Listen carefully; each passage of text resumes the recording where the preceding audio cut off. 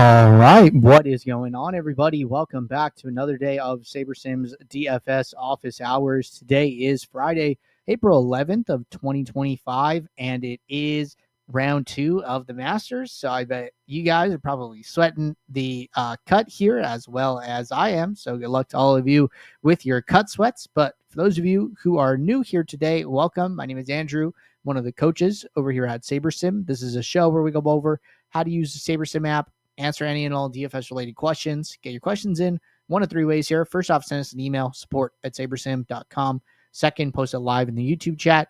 Third way, post it in the office hours channel in our Discord server. If you're not in our Discord and want to get access to that channel, there is a link in the description of this video. You also get access to our similar channels, individual sport channels, and you get access to the rest of the SaberSim team. Just can't say enough good things about the Discord. But with that said, we do this show Monday through Friday, 4 p.m. Eastern, and then we do the show on Saturdays tomorrow at 12:30 p.m. Eastern. So tune in any one of those days, get your questions answered.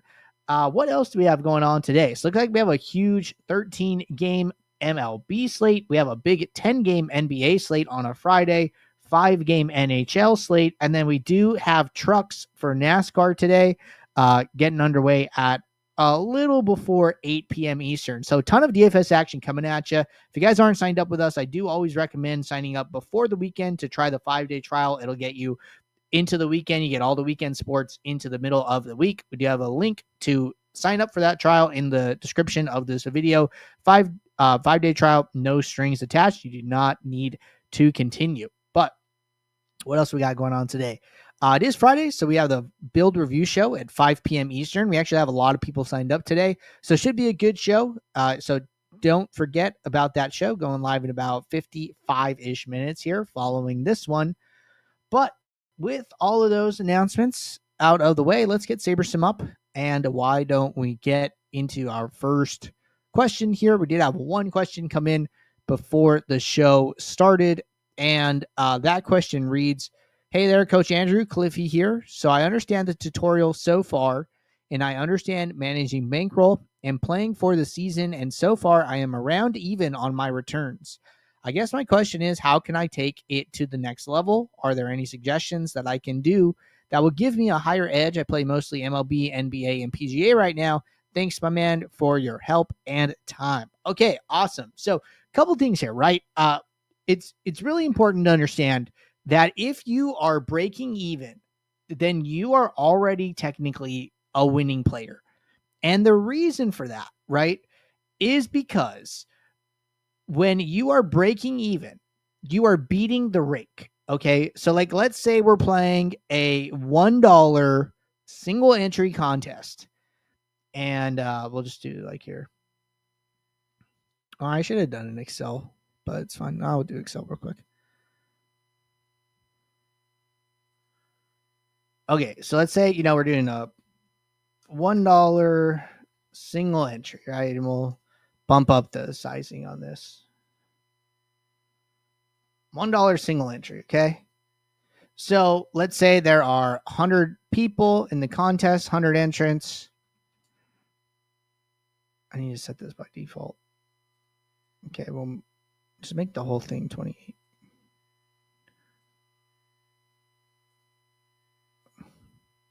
Okay, that looks better. All right, so $1 single entry, 100 entrants. I don't know why I put this so far away. So that means, the prize pool should be $100, right? But what happens, right, is the sites take their portion, right? So they might show this as the prize pool usually being like $85. So the rake, the house edge there is usually somewhere between 10 and 15%. In my experience, it's about 15% for lower stakes contests. And then for like the higher stakes contests, it's usually about 10%. Okay. So automatically your $1 is worth $0.85 once the contest starts. Okay. So you are expected to lose 15% over the long term. If you are breaking even, well, that means that you're already turning a 15% return, but you're not seeing the profit, right? So your question's right that like, hey, how do I take the next step, right? How do I get to the next point? I just wanted to kind of draw this out in case anybody, sometimes people are like, I'm breaking even, I'm not doing good. It's like, but you are doing good, right? We just got to get you to the next level. So a couple things with that, right?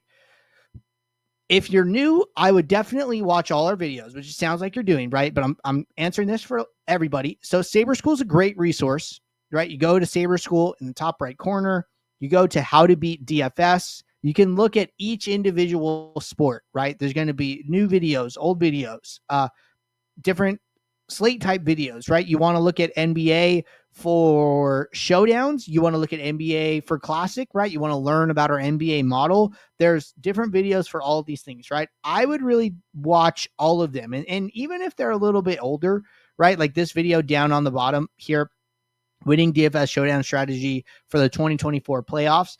That doesn't mean you can't learn something from it, right? Just because the video is, from last season doesn't mean that you're not going to learn something. So those are the big things for me is watch the sport specific videos, check out our NBA MLB content, even if it's from last season, right? There might be some nuggets in there that you want to do.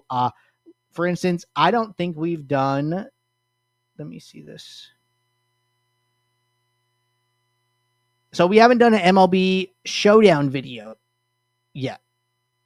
And it's either going to be in one of these older ones or it's going to be on our YouTube channel, right? You can go and check those out on the YouTube channel. But videos are going to be big. Aside from that, right? Let's just like do a build demo and we'll talk about this as if I'm on the starter plan. Okay, so then first thing, right? I'm going to have 500 lineups.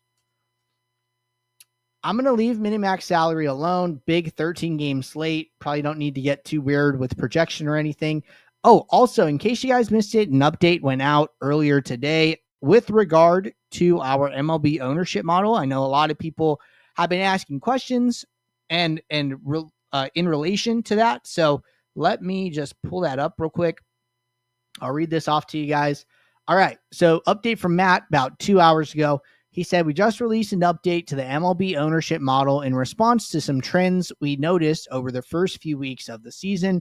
Ownership was a bit too concentrated on the highest projected stacks and too low on teams with low projections, especially high upside offenses facing good pitchers. Ownership for bottom of the order players was too high, especially on high total teams, and top of the order players were too low, especially on low total teams. So you should see ownership more spread out across offenses now and more accurately distributed toward the top/middle of the order. For example, Tyrone Taylor and Luis Angel Acuna, bottom of the order on a top projected team, moved from 15% to 10%, and Marcus Semien, a leadoff on a low projected team, went from 0.6 to 2%. We're also applying minor adjustments to NHL and NASCAR, which have seen similar ownership trends. So this is what a lot of people have been talking about, how like top of the order hitters are getting, 0.6, 1%. This should address a lot of that, okay? Getting these guys closer to like 2 to 3%, which is what we've like mostly been talking about on office hours, using custom fields to achieve that. Capping exposure to low projected run total teams if you're getting a lot of leverage on them, which I still think is a good thing if you're still getting a lot of leverage on them. But my hunch is you're going to get less concentrated exposure on some of those low projected teams since this ownership is getting a little bit spread out. We can just go and see what this looks like. We go to team stacks, we go to projected runs, and let's go look at like Seattle, right? Okay, we look at Seattle. It is a 13 game slate. So that's a little interesting, right? But we go Seattle ownership. So this looks a little bit better, right? We go and we sort by order. Top of the order hitters, 1.01, 1.2, 1.4, right? Usually these are like 0.5, 0.6, 0.7. So these batters are already getting, at least double here. And that's great. I would expect it to be even a little bit higher on, 10 game slates, 8 game slates, 6 game slates, right? As we get a little bit smaller. So this, I think, is going to be a very worthwhile change. It should help you to manage some of your exposures in the post build. So just wanted to call that out in case anybody missed that, in case anybody's not on the Discord and was thinking about that recently. So I want to call that out. Now let's get into our build demo. So in order to get build lineup screen, got to make 2 small adjustments to projections. I'll just make them super small. I always do this like 0.01, super minor impact, like little to no impact. Build lineups goes green. kick this off. We are going to use SaberScore for this example, which is totally cool. So let's let this run.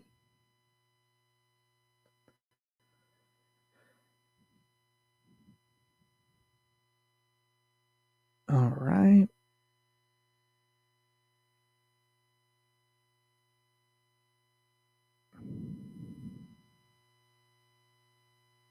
And just waiting for this. MLB builds can take a little bit longer just due to the correlation aspect of it, with correlation being at like a 9. That's a big deal, right? So that ends up having a really big impact on build time and things like that. So it might just take a little bit longer. It is okay. Once everything gets going, lineups will run as expected.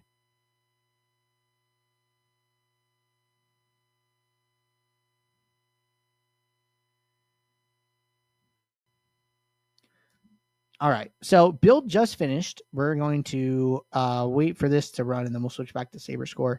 Actually, let's just cancel it. Let's cancel that sim. All right, cool. So let's pull this out. Let's get rid of some of this.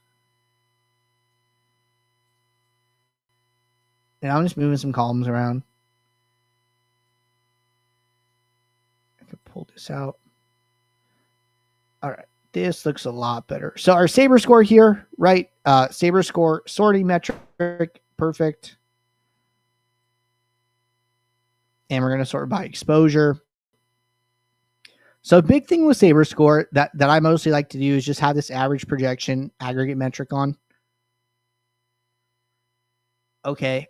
And then once we do that, right, we want to go and then we want to just kind of look at our leverages, right? Seems like our leverages are really, really high here. A lot of leverage on like the Mets, a lot of leverage on Jacob deGrom. This is probably a situation where I would like automatically just start with min uniques. There are 10 players in the DraftKings MLB lineup. So I like to just jump this to 5. Average projection, 101.5. And after our min unique adjustment, it is at 101.0. So we went down about half a point in projection across our set of 20 lineups. That's what the aggregate metrics are describing. So that part seems good. And then now let's reevaluate our exposures. Okay, well, the exposures aren't as high, so that's good. It's having a good impact, but they are still pretty high. And what's interesting was getting exposure to basically all of the Mets, right? So I kind of like that. It's like 1, 2, 3, 4, 5, 6, 7, 8, all the hitters here. So that's kind of cool. You know, I would tinker with this a little bit more. Like, okay, hey, can we get to 6? And at 6, we do drop.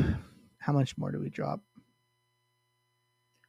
So we go from 5, 101, and then at 6, we drop to 99. So we drop another 2 points projection. That is specifically coming, though, from the Mets, right? Because if you look at their exposures at 5, Met batters are 50, 45, 40, 35, 30, right? So starting at 50%. And then when we go to 6, the highest exposed Mets batter is 30%. Okay. So if you're specifically trying to lower your exposure to the Mets here, it's okay to take the projection drop.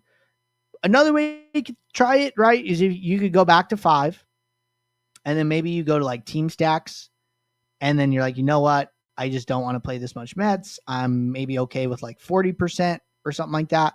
Okay, you set the 40, you click apply. And then here, the projection only went down to 1 point, right? So this is another way of managing it. You know, combination of uniques plus fine-tune exposure adjustments are like totally cool. So I would probably just handle it that way. That feels pretty good. Then I would come back here and then just start analyzing this. So I would go to my stacks, right? Okay, what do my stacks look like? Okay, 5-3, 5-2, 4-4, 5 stack, 1-3-3. I'm okay with it. It's kind of a one-off. There are 4% 3-3 stacks in our entire pool. So having one of them sneak in here seems okay. Team stacks, Mets, and then the Rays, and then Boston. I'm not super concerned here. What I might do, right, is sort by projected runs and just kind of look at this. So Notice the lowest projected run teams, we're not really getting much of them until we get a little bit higher. This is probably a nice departure for a lot of people to see here. I'll actually get rid of this, move my face over. So, lowest projected run teams, we're basically getting none of them until we get all the way up to Miami. We got one lineup with them at 4.1 runs, but no team under 4 runs, and there's 1, 2, 3, 4, 5 of them. So kind of cool there. Shows you how the adjustments handle that. The highest projected run team is the Mets. We're getting to 8 of them. We were getting to more, but we're kind of managing our risk a little bit. Taking a little bit of a stand against the Dodgers and the Diamondbacks, but then getting right to Boston and the Rays. So this could be just the builder, deciding what plays are kind of best for this slate. But we're still getting to a lot of high projected run teams overall, right? 5 lineups with Houston, 6 with Boston, 7 with the Rays, 8 with the Mets. So all of this looks pretty good to me. I'd go back to players. I would probably look at pitchers first. Okay, a lot of exposure to DeGrom, a lot of exposure to Pivetta, less leverage, right? If you wanted to manage this, like you're like, hey, I don't really want to be this high leverage on DeGrom, maybe bring him down to like 60% or something like that. That's totally cool. Like personal risk tolerance here, 73% leverage can be a lot, right? One other way I like to analyze pitchers is by value. Right. So I do think value matters when it comes to pitchers, mostly because you could click on them and you could see that their distribution is closer to bell-shaped curvy, closer to normally distributed. So just point per dollar value can be a factor here. I think that's why we're getting a lot of DeGrom. Plus his ownership is like slightly less than Pivetta's here. So probably making us favor him a little bit more. But being neutral and like being similarly exposed to Pivetta DeGrom here, not the worst thing in the world. Allows us to take some shots and like some lower value pitchers here accordingly. Seems good. But that all seems good to me so far. All of this is, again, risk management, trying to find a good balance here. So I like this. Go over to batters. Top 3 are Mets here. Seems okay. If you don't want to be so exposed to some players here, right, it's okay to come in and drop this down. Like maybe you don't like being 3x leverage on a 7 hitter, right? Okay, well maybe come in and drop him to like 25, right? At this point, it's literally just all tinkering and figuring out what you like.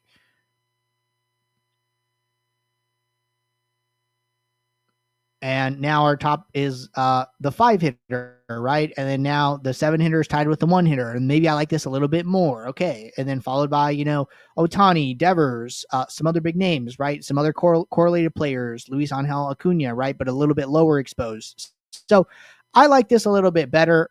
Remember, we were at like 101 average projection. We're down to like 98.8 with some of our risk management here. If we left more DeGrom, we'd probably be higher average projection, but you got to understand what you're trading and when you're trading it. So this feels really good to me.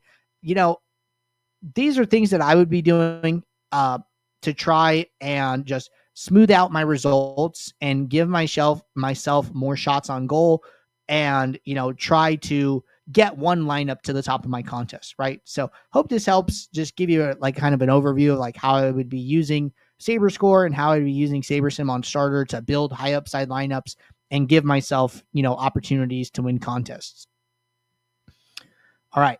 Brant said, when you are in the team stacks and see 3 or 4 teams with higher run totals, does it make sense to adjust your minimum exposure to those teams? It's kind of your call, right? So it's kind of interesting here when we go back to projected runs. Before, right, we were kind of under on the Dodgers and Arizona. Now, through some of our adjustments to player max exposures, to pitcher max exposures, to uniques, now we're getting a little bit more spread out, right? We had like no Dodgers or like 1 Diamondbacks or something like that. Now we have a little bit of each team, right? I think this is an okay approach, right? Spreading it out across those teams. 1 Colorado sneaking in down on the bottom. I think that's okay. But in general, this looks a lot better to me, right? Most of our exposure is in our top like 5 to 7 run total teams. And then we're taking a few shots on a couple lower projected run teams, but not that many of them. So, can you adjust the exposure? Yes, you can if you want to, right? Maybe you want to match pool exposure or something like that. Looking at pool exposure and using that as a reference point can be a good thing and allow you to get a sense for, how often this team is doing well in the Sims. And maybe you want to, get somewhere close to that or like not ignore it completely. So I totally understand that logic there. But I don't think you have to do anything. You always can if you want to. So there's always something to that there. But looks like we are all caught up here in both the YouTube chat and the Discord. Appreciate you guys tuning in. I'll be back in about 35 minutes for our build review show. So until then, everybody, take care. Good luck. Thanks. Bye.